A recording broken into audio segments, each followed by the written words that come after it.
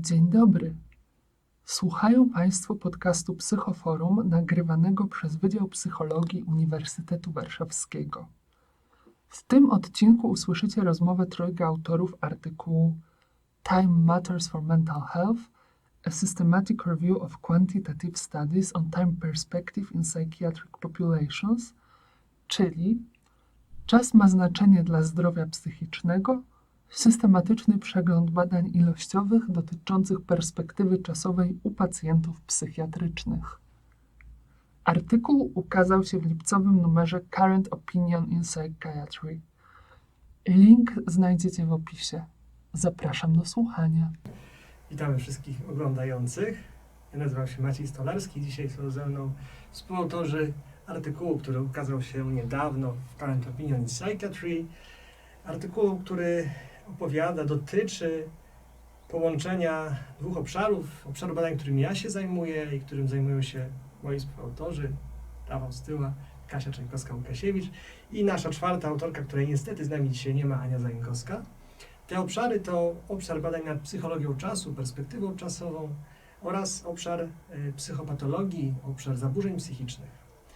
W naszym artykule przyjrzeliśmy się, dokonaliśmy przeglądu badań, usystematyzowaliśmy wiedzę na temat tego, jak człowiek ustosunkowuje się do czasu, przeszłości, teraźniejszości i przyszłości, może wiązać się, wpływać, przewidywać występowanie trudności psychicznych, zaburzeń, szczególnie skupiając się na populacji osób z diagnozą psychiatryczną.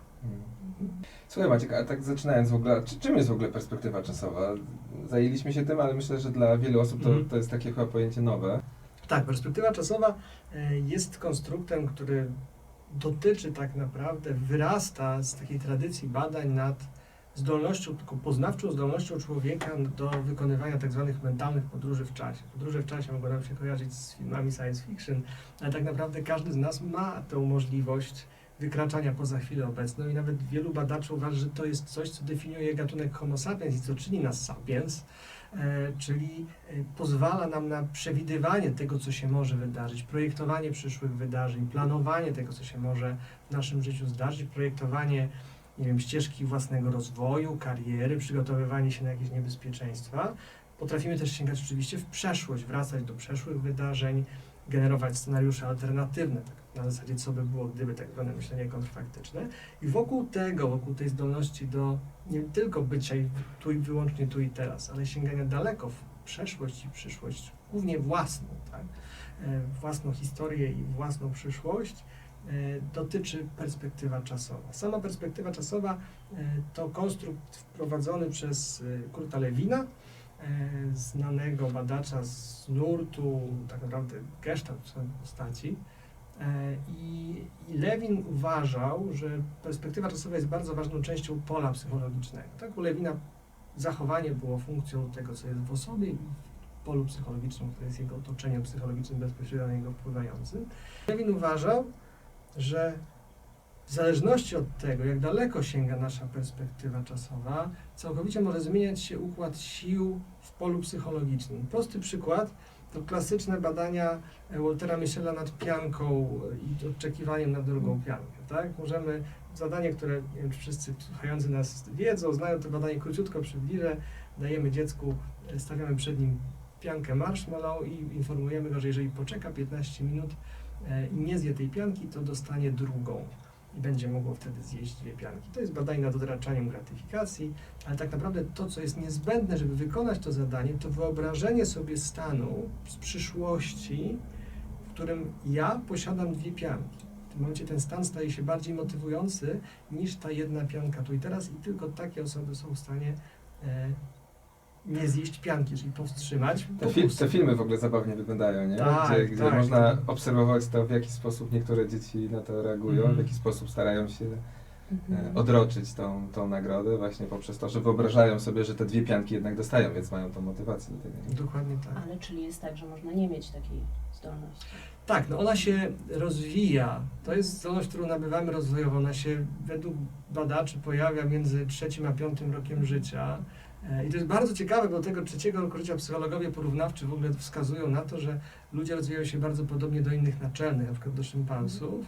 W momencie, kiedy zaczyna pojawiać się ta zdolność, te trajektorie rozwojowe znacząco zaczynają od siebie odbiegać. To jakby byłoby to, co decyduje rzeczywiście o tym, że my jesteśmy jednak poznawczo, intelektualnie inni niż na przykład szympansy, goryle czy inne naczelne.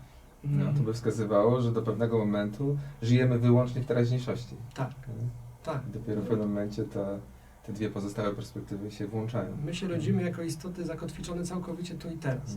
Teraz jest dla nas wszystkim. Nie mamy przeszłości, nie mamy przyszłości i stopniowo zaczynamy się uczyć, pamiętać. To pamięć epizodyczna jest tutaj fundamentem i w ogóle na bazie pamięci epizodycznej pojawia się zdolność do wychodzenia w przyszłość. To jest wspólny mechanizm. Dokładnie te same struktury neuronalne, te same struktury poznawcze biorą udział w konstruowaniu przyszłości, jak te, którymi sięgamy w osobistą przeszłość, w historię naszych wydarzeń, tą pamięć taką autobiograficzną. Wiemy o tym, że można różnie myśleć o przyszłości, też o teraźniejszości i wiemy też, że są różne perspektywy czasowe. Tak. Perspektywy czasowe, no mamy 3 horyzonty czasowe, Mhm. tak? Przeszłość, teraźniejszość i przyszłość.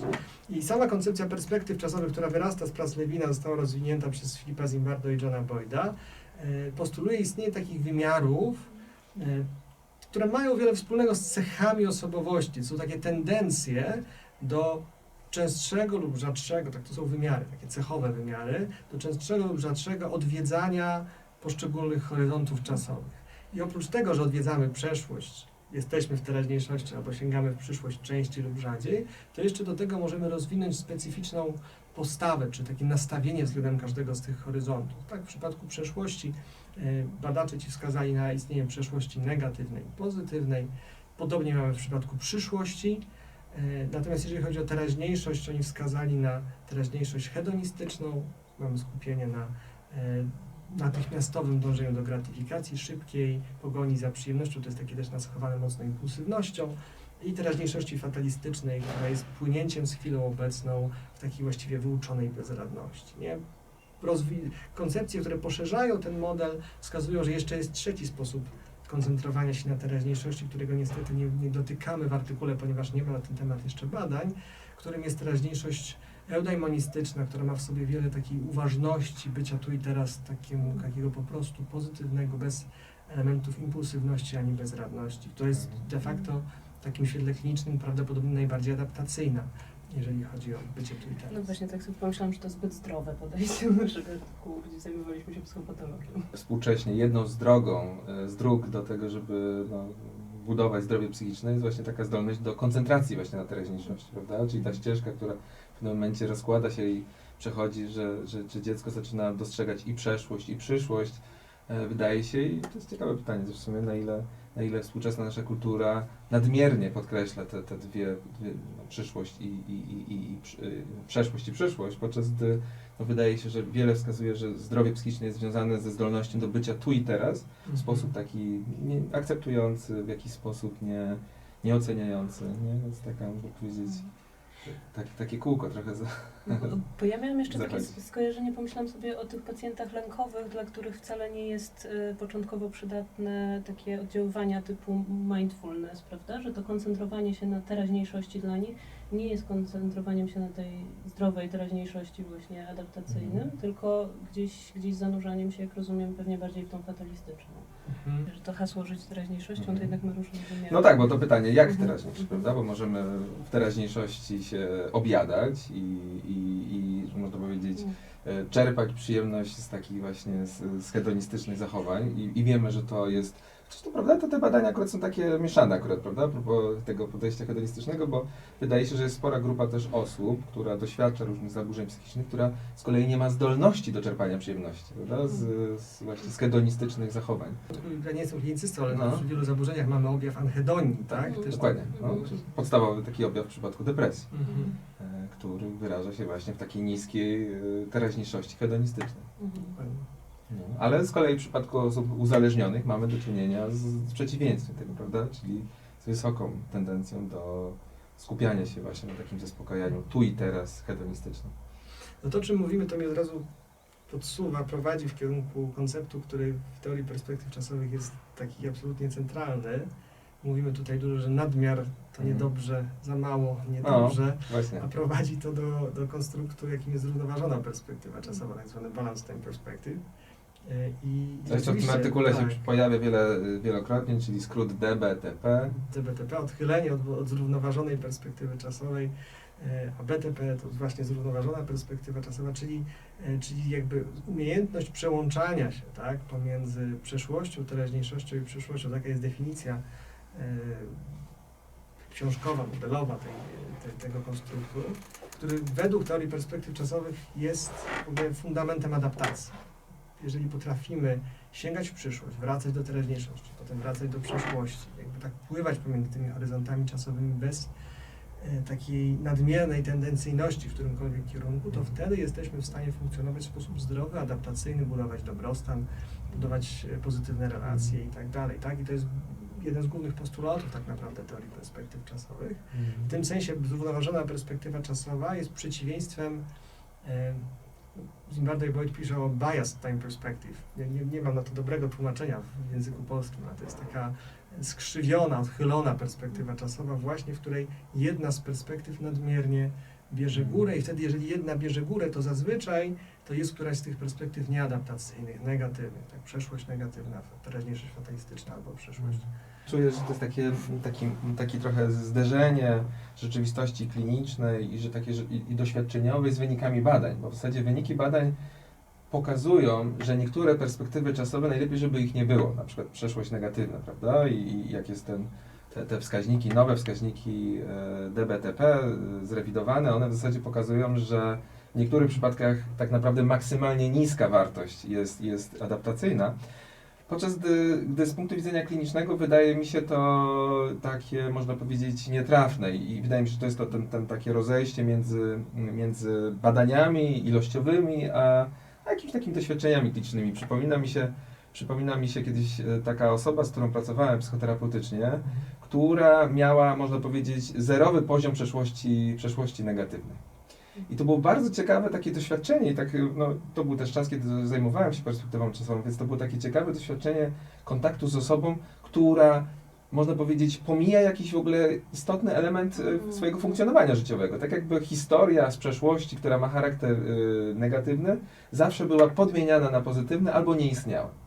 I tutaj akurat, no, w przypadku tej osoby mam wrażenie, że praca z nią doprowadziła do tego, że mogła jednak zajrzeć, że jednak ta przeszłość negatywna była, że może trochę czasu spędzić wokół niej i to jest okej, że to jest element jej historii życia czy narracji i to jej nie zaburza. I to była oczywiście sytuacja taka, gdzie to trochę wzrosło, prawda? Nie mówimy o tym, żeby to było bardzo nasilone, ale to jest ciekawe, prawda, takie zderzenie teorii czy empirii z jakimś doświadczeniem klinicznym. Tak, no właśnie, bo ja sobie zaczęłam myśleć w ogóle o celu psychoterapii, nie? I tym, co sprowadza osobę na terapię, że często to jest właśnie to, że doświadczam różnych objawów, w zasadzie nie wiem dlaczego, nie jestem w stanie tego połączyć z moimi wcześniejszymi doświadczeniami, które wydają się być tylko pozytywne, nie? I w psychoterapii jakoś rozszerzanie tego i pokazywanie tego, że różne rzeczy być może poszły nie tak, że doświadczyłem różnych trudnych sytuacji, które mają na mnie wpływ dzisiaj, no, pomaga jakoś sobie z tym poradzić, zrozumieć, opowiedzieć na nowo. Więc... Idąc właśnie do tego zrównoważonego jednak, ale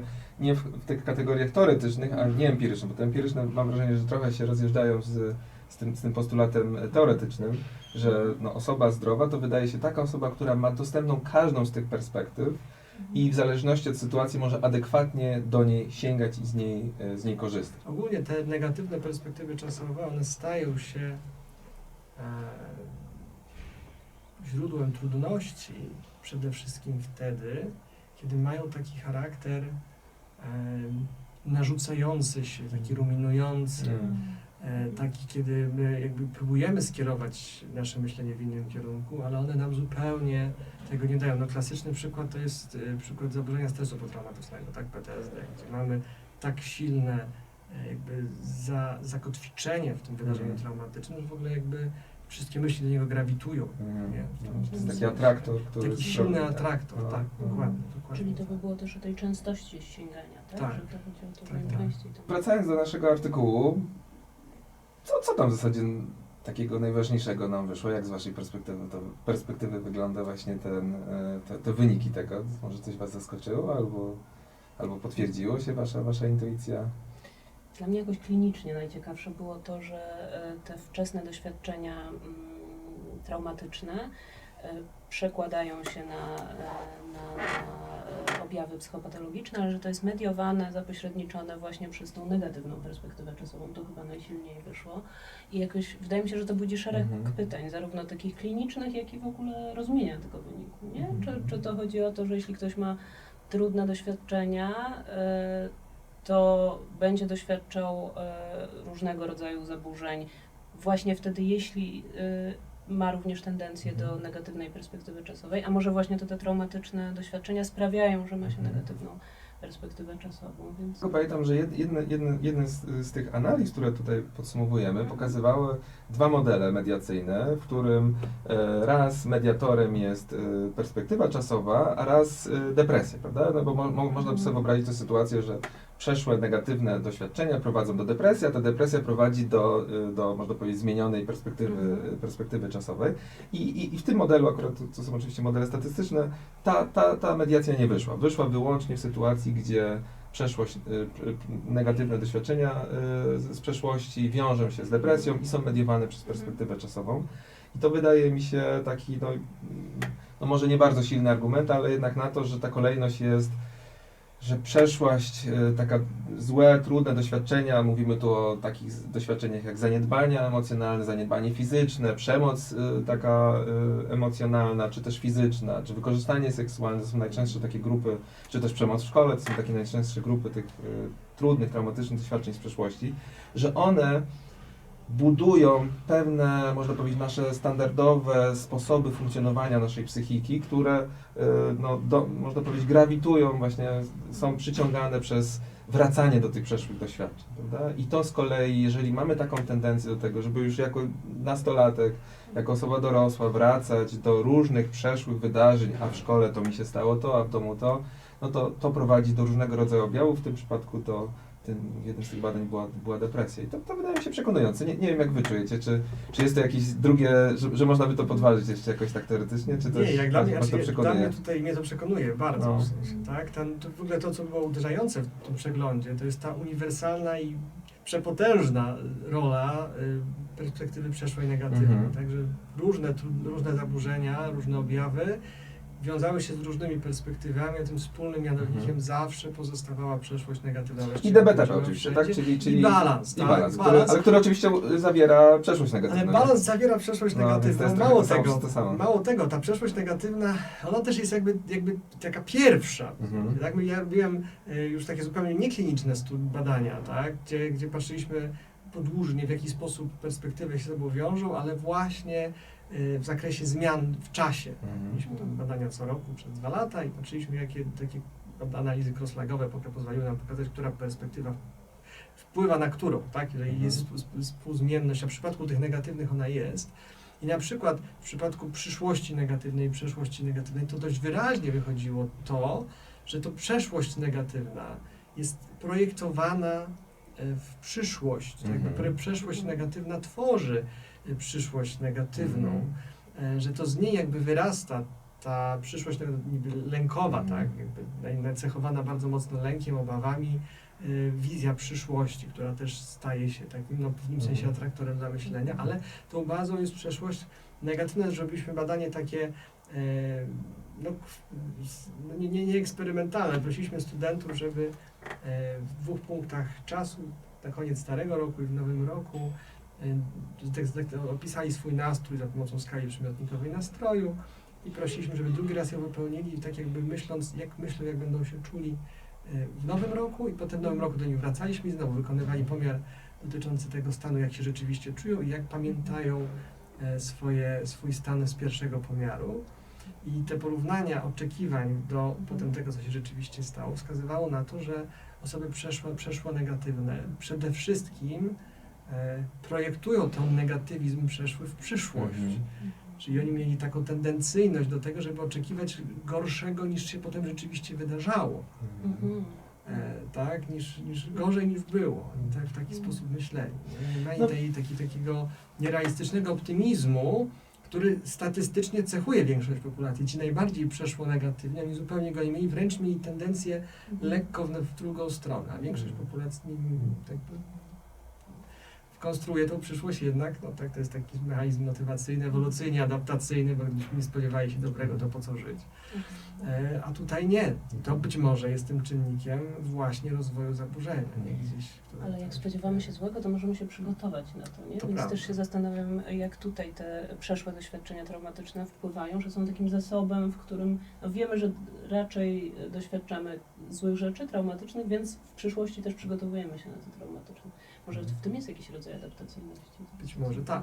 Znaczy właśnie to jest chyba to też, o czym Rafał mówił, pewien poziom taki podstawowy, no jest istotny. No z punktu widzenia jakby takiego nawet takich modeli z obszaru, nie wiem, zarządzania, mamy tę analizę SWOT, tak, są te mocne, słabe strony i szanse i zagrożenia. To jeżeli weźmiemy tylko mocne strony i szanse, no to tracimy informację bardzo istotną, tak, która nie pozwala nam się tak dobrze przygotować na to, co się może wydarzyć w przyszłości. No, wydaje się, że to, co jest takim, można powiedzieć, taką umiejętnością czy zdolnością, która jest powiązana z dobrym funkcjonowaniem społecznym, to jest taka zdolność do widzenia rzeczywistości dosyć precyzyjnie, prawda? Chociaż wiemy, że mamy to, co mówiłeś, takie naturalne, włączone biasy, czyli zniekształcenia poznawcze, które pozwalają nam żyć, prawda? Czyli takie, które sprawiają, że jednak widzimy trochę bardziej pozytywnie niż jest. I wydaje mi się, że przeszłość negatywna to jest nic innego jak zapis naszych doświadczeń, które uczulają nas na to, że świat może nie jest tak do końca bezpieczny, prawda? Że na przykład, że wyjście na pasy bez patrzenia, czy ktoś nie jedzie, może nie jest dobrym rozwiązaniem, prawda? Że jednak, no, można powiedzieć, świat potrafi być taki opiekuńczy, pozytywny, ale potrafi też być bardzo, bardzo niebezpieczny. I wydaje mi się, że to jest pewien zasób, ale faktem jest, i to nasze badania, czy podsumowanie tych badań pokazało, że jeżeli ta perspektywa przeszła negatywna jest jakoś dominująca, silnie obecna, no to niestety jest źródłem no, różnego rodzaju objawów psychopatologicznych i różnego rodzaju zaburzeń. I to w zasadzie jest też coś, co my dyskutowaliśmy w tym artykule, na ile ta negatywna perspektywa czasowa może być w ogóle takim czynnikiem P, prawda? Czyli głównym czynnikiem odpowiedzialnym za różnego rodzaju. Czyli tak jak w inteligencji czynnik, prawda? Czyli ten G, tak samo tutaj czynnik P, czyli taki główny element, który sprawia, że ludzie mają problemy natury psychicznej. Tak, i że to jest takie transdiagnostyczne, przekraczające jakby granice różnego rodzaju diagnoz, ale odpowiedzialne za taki core psychopatologii. To wydaje się ciekawa myśl, która w zasadzie wyniknęła z tego naszego przeglądu. Że to Tak, zdecydowanie tak. To jest myślę też pytanie, które zanim przeniesiemy to na szerszy grunt, to pewnie można się przyjrzeć na samą teorię perspektyw czasowych. Czy przeszłość negatywna nie jest czynnikiem odbalansowania perspektyw? Jeżeli mamy silny środek, właśnie ten atraktor przeszły negatywny, to po pierwsze on staje się podstawą do rozwoju teraźniejszości fatalistycznej, przyszłości negatywnej, czyli odbalansowuje nas w tych kierunkach negatywnych. Mało tego, te 3 negatywne perspektywy stają się takimi właśnie ruminującymi atraktorami, które utrudniają w ogóle uwolnienie tych zasobów na myślenie o przeszłości pozytywnej, o teraźniejszości hedonistycznej czy tej eulemonistycznej, utrudniają uważność, utrudniają planowanie takie swobodne, otwarte. Bo to jest powiązane są, to prawda? jest wszystko powiązane. Ale też w tym sensie, że jeżeli się skupiasz na przeszłości negatywnej, no to już nie na pozytywnej, bo można powiedzieć, że nasz umysł 100% jego czasu działania może poświęcić tylko na te 3 perspektywy i w zasadzie tak, można powiedzieć, my alokujemy tak. te zasoby. Nie mamy nieskończonej Tak. ilości tych zasobów, tylko mamy pewien zasób, który w danym momencie inwestujemy w jeden obszar. Możemy się przełączać, to jest jakby istotą zrównoważenia, ale jeżeli mamy silne grawitowanie jakby tego strumienia uwagi do jednej perspektywy, no to w tym momencie ona się powstaje ten bias, ta tendencyjność, to zniekształcenie i wszystko jakby spływa nam cały czas w tym jednym kierunku. I to jest moim zdaniem istotą właśnie najczęściej występującą chyba niezbalansowaną perspektywą jest właśnie ta perspektywa przeszło-negatywna, która potem przekłada się na cało negatywną. Takim przykładem do tego, co powiedziałeś, prawda, to, że ta przeszłość negatywna potrafi zasilać inne perspektywy czasowe. Przypominają mi się takie badania nad osobami z diagnozą schizofrenii, które doświadczały halucynacji słuchowych gdzie te halucynacje słuchowe są przeżywane przez pacjentów jako tu i teraz. Czyli na przykład może być głos, który na przykład mnie krytykuje wewnętrznie i następnie taka analiza dosyć szczegółowa treści tych głosów wskazała, że w ponad 90% przypadków te głosy można było powiązać właśnie z przeszłością negatywną, z przeszłymi trudnymi doświadczeniami, czyli można powiedzieć, że ta przeszłość negatywna w jakiś sposób zawładnęła tą teraźniejszością, prawda? I to byłby przykład na to, prawda, że ta przeszłość negatywna, czyli te nasze przeszłe doświadczenia zapisane w tej naszej cesze, jaką jest wracanie do tych przeszłych negatywnych zdarzeń, no można powiedzieć w cudzysłowie, zaraża jakieś te inne perspektywy, nie? I to wydaje się chyba największy kłopot, że w przypadku osób z zaburzeniami psychicznymi, że w jakiś sposób ta teraźniejszość w mały sposób wpływa, prawda? Jakby tak nie odkorkowuje ich, nie? Że z jakichś powodów są potwierdzeniem, i w ogóle to inny, bo jako inny czynnik, który też opisywaliśmy, prawda, to są te takie wrogie atrybucje, prawda? No to też można o nich pomyśleć, prawda? Że to jest de facto cały czas zniekształcanie rzeczywistości w takim kierunku, żeby potwierdziły się te nasze wcześniejsze doświadczenia, prawda? Czyli jest taki mechanizm zamknięcia, jakiejś takiej kapsuły, nie? Że... Ale też takiej samospełniającej się przepowiedni, prawda? Czyli, że skoro mam takie wrogie doświadczenia z innymi zwykle ważnymi osobami z mojej przeszłości, to później przekładam to, patrzę przez ten filtr też na inne osoby, które być może mają zupełnie inne intencje. Jadę w metrze i nagle jakieś zachowanie, które jest wieloznaczne, interpretuję w jeden możliwy sposób, który w zasadzie potwierdza tą przeszłość negatywną. Nie? To by było w sumie bardzo ciekawe zbadać, na ile to ze sobą koreluje, wrogie atrybucje z tą negatywną przeszłością. Tak, jeszcze tutaj dla mnie to jeszcze uruchamia myślenie w kategoriach stylów przywiązania. Że też te negatywne, pozabezpieczne style przywiązania, one potem są odtwarzane w kolejnych relacjach w życiu.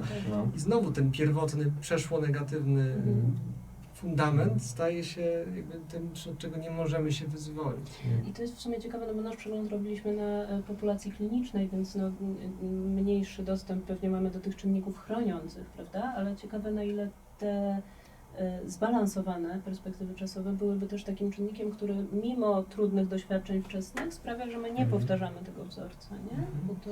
Jedno badanie, które prowadziłem na nieklinicznej populacji zupełnie, które jakby troszkę podprowadza pod to, o czym Kasiu mówisz, to badanie, które nomen też współautorką była Ania Zająkowska wtedy, z Marcinem i z Anią napisaliśmy ten artykuł, który dotyczył agresji i perspektyw czasowych. I tam pokazaliśmy, że przeszłość pozytywna, tak, jeżeli ona towarzyszy przeszłości negatywnej, czyli jeżeli ktoś ma złożony obraz przeszłości, to w tym momencie przeszłość negatywna przestaje się generować zachowania agresywne.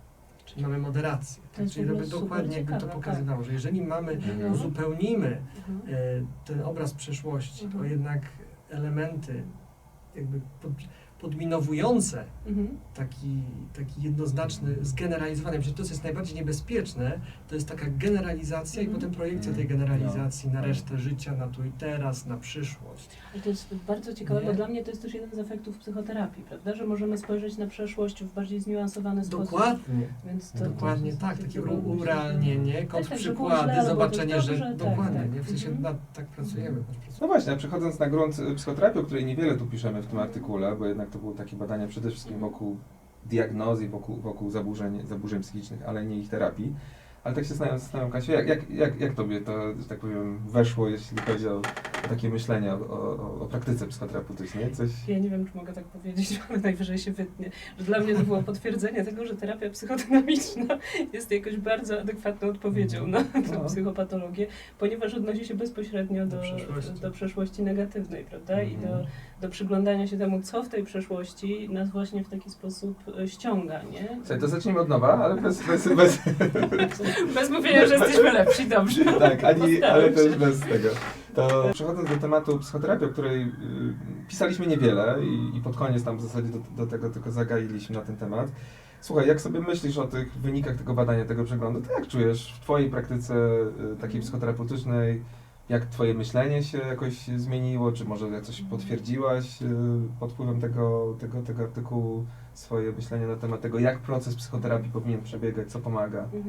No właśnie dla mnie ten wynik związany z przeszłością negatywną był taki szczególnie ważny, bo myślę sobie, że te oddziaływania, szczególnie ważne może jakoś też, nie wiem, sprawiające, że raczej potwierdzające różne moje doświadczenia kliniczne, że praca właśnie nad przyglądaniem się temu, co się wydarzyło w przeszłości i jak to, co się wydarzyło w przeszłości, w pewien sposób zabarwia naszą teraźniejszość, czyli to, o czym tutaj rozmawialiśmy, nie? Czyli ten aspekt powtarzania różnego rodzaju, czy to wzorców przywiązaniowych, czy właśnie atrybucji co do intencji innych osób, że zajęcie się tym aspektem tej negatywności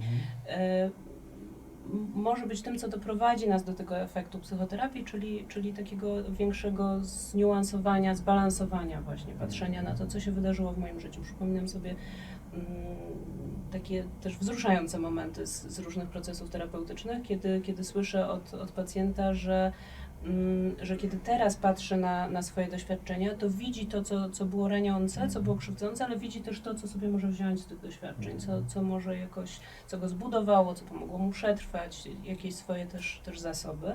I to jakoś dla mnie jest taki wynik tego naszego artykułu, który bardzo mnie zaciekawia i jakoś też tak buduje w kontekście tego, że w ogóle psychoterapia jest pomocnym oddziaływaniem, nie?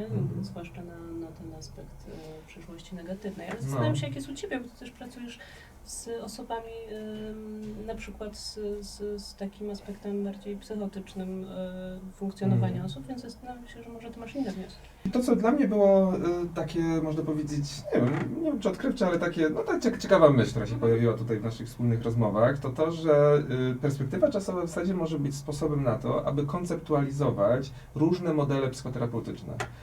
I wydaje mi się to, tak jak jest na przykład ogólny model psychoterapii Orlińskiego, czy transteoretyczny model Prochaski i Clement, to są takie modele metateoretyczne, czyli z góry opisujące wszystko, co się dzieje w psychoterapii. I to też faktycznie opisaliśmy w tym artykule, że perspektywa czasowa może się stanowić, na ile ona może być kolejnym sposobem do rozumienia w ogóle tego, co my w psychoterapii robimy. Tak by the way, można powiedzieć, że w ogóle to, co robimy w psychoterapii, bardzo wiąże się w ogóle to, jak rozumiemy w ogóle człowieka, prawda, w psychologii, no ale skupiając się wyłącznie na tym procesie terapeutycznym. No i taka myśl, która się pojawiła, o której tutaj tylko krótko napisaliśmy, że na przykład gdy myślimy o terapiach psychoanalitycznych czy psychodynamicznych, no to one jednak, można powiedzieć, w jakiś sposób koncentrują się właśnie na tej przeszłości negatywnej z taką nadzieją i to badania też pokazują i doświadczenie kliniczne, że skoncentrowanie się na przeszłości negatywnej w cudzysłowie uwalnia energię od tego, żeby móc się zająć czymś innym. Czyli, że praca nad tym to jest takie, można powiedzieć, odhaczanie takich haczyków z tej przeszłości negatywnej, zdejmowanie tych haczyków, żeby móc się tym zająć. I to jest moje też doświadczenie kliniczne, że ta praca na przeszłości negatywnej sprawia de facto, że te osoby mają mniejszą tendencję do koncentracji na przeszłości negatywnej. I co robią? Zazwyczaj planują przyszłość pozytywną. Zazwyczaj mogą się cieszyć teraźniejszością. Więc to są takie pozytywne efekty terapii takiej. Ale jednocześnie, ponieważ wiemy, że psychoterapia we wszystkich swoich tych podstawowych modelach jest na podobnym poziomie skuteczna, no to rodzi się we mnie taka myśl, że chyba wszystkie drogi prowadzą do Rzymu, prawda? Czyli na przykład terapie, które koncentrują się na teraźniejszości, czyli to są terapie humanistyczne, egzystencjalne, czy oparte na uważności, one z kolei koncentrują się na teraźniejszości i wydaje się, że one, można powiedzieć, też w jakiś sposób zmieniają tą strukturę perspektyw czasowych, ale od innej strony, prawda? I to ciekawe jest takie pytanie, w jaki sposób, prawda, praca na przykład na tu i teraz może tak naprawdę odkorkowywać, nazwijmy tą przeszłość negatywną, czy może wpływać na przyszłość. I to wydaje mi się bardzo ciekawe, taki, no nie wiem, można powiedzieć, propozycja teoretyczna do takiego zastanawiania się, prawda, w jaki sposób te mechanizmy działają, czy one są, wiemy też, że tak przy okazji, że w psychoterapii jest wiele czynników wspólnych, więc w ogóle w teoriach bardzo lubimy się koncentrować na różnicach, prawda? Jak na przykład to są takie ciekawe badania pokazujące, że jak się ogląda nagrania filmów, to okazuje się, że te różnice między terapeutami są dużo mniejsze niż deklarowane tak werbalnie. No i jeżeli chodzi o przyszłość, to jeszcze tylko dodam, prawda, że jeżeli chodzi o przyszłość, no to terapie poznawczo-behawioralne, one się koncentrują przede wszystkim na przyszłości. I to też wiemy, że jest to metoda również skuteczna i również działająca, mimo tego, że koncentruje się na jeszcze innej perspektywie czasowej. No więc to wydaje mi się ciekawe, aczkolwiek też dodam chyba, że a propos tego, co przed chwilą powiedziałem, że prawdopodobnie jakby zrobić takie nagrania, przeanalizować nagrania filmów i tak dalej, to pewnie by się okazało, że to różnice w tym, jak bardzo, co jest tematem sesji, nie byłyby aż tak duże, jak w deklaracjach teoretycznych. Ale to wydaje mi się takie świeże i nowe po pisaniu tego artykułu. Zresztą przecież we współpracy z Zimbardo powstała Tak, dokładnie. terapia perspektyw czasowych, która koncentruje się generalnie na skonstruowaniu poznawczym przyszłości, na nauczeniu selektywnego, teraźniejszego hedonizmu, takiego nie uciekania w alkohol i jakieś impulsywne, nie wiem, hazard, tylko rzeczywiście takiego, co by psychologowie pozytywnie nazwali priorytetyzowaniem pozytywności i rekonstruowania przyszłości w kierunku właśnie dostrzegania takiego niuansowania, o którym mówiliście. Także dokładnie by to oddziaływanie, pewnie w takiej terapii integracyjnej też by to można byłoby w ten sposób łączyć. Mnie jeszcze uruchomiło to jeszcze jedno skojarzenie, takie już zupełnie z metapoziomu, jakie prowadzę wykład z psychologii osobowości, to jedną z teorii, którą omawiam, jest teoria Ericha Fromma.